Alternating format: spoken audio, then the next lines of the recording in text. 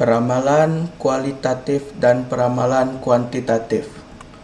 Yang pertama yaitu kualitatif.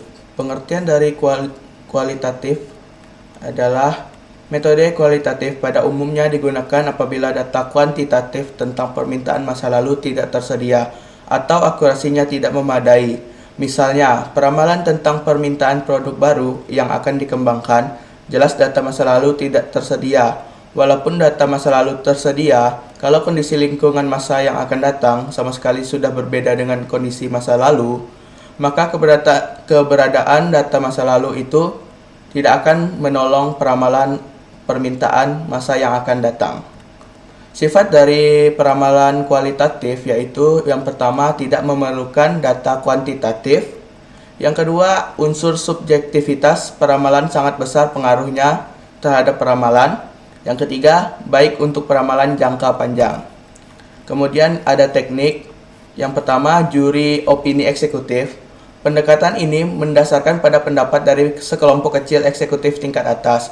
Misalnya manajer dari bagian pemasaran, produksi, teknik, keuangan, dan logistik yang secara bersama-sama mendiskusikan dan memutuskan ramalan suatu variabel pada periode yang akan datang. Yang kedua, survei pasar. Metode ini digunakan prinsip data masukan yang diperoleh dari konsumen atau potensial terhadap rencana pembeliannya pada periode yang diamati.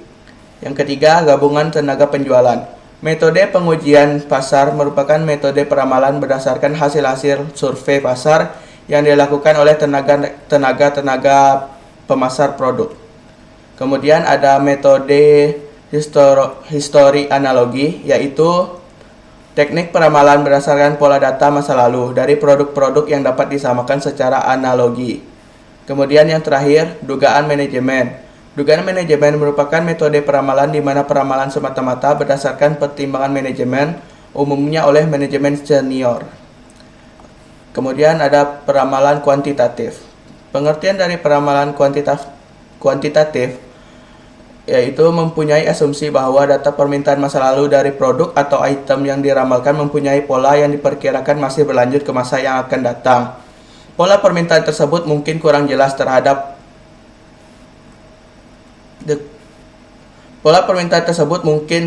terlihat karena faktor random yang menghasilkan fluktuasi.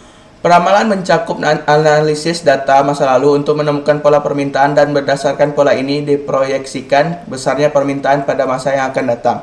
Karena metode peramalan intrinsik ini didasarkan pada asumsi bahwa pola permintaan masa lalu akan terus berlanjut ke masa yang akan datang, maka metode ini tidak mampu memproyeksikan titik belok atau turning points, yaitu perubahan permintaan secara tiba-tiba. Untuk peramalan permintaan jangka pendek, masalah yang demikian tidak akan ditemui. Kemudian ada sifatnya, yaitu yang pertama data kondisi masa lalu. Kemudian data tersebut merupakan data kuantitatif atau data yang dikuantifisir. Ketiga, diasumsikan pola data masa lalu akan terus berlanjut pada masa yang akan datang. Kemudian ada metodenya. Yang pertama, metode deret berkala. Dengan analisis deret waktu dapat ditunjukkan bagaimana permintaan terhadap suatu produk tertentu bervariasi terhadap waktu.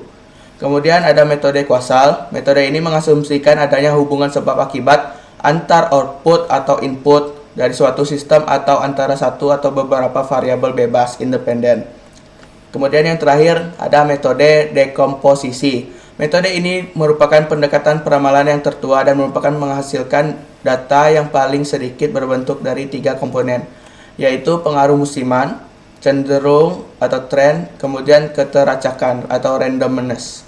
Sekian presentasi dari saya, kurang lebihnya mohon maaf. Assalamualaikum warahmatullahi wabarakatuh.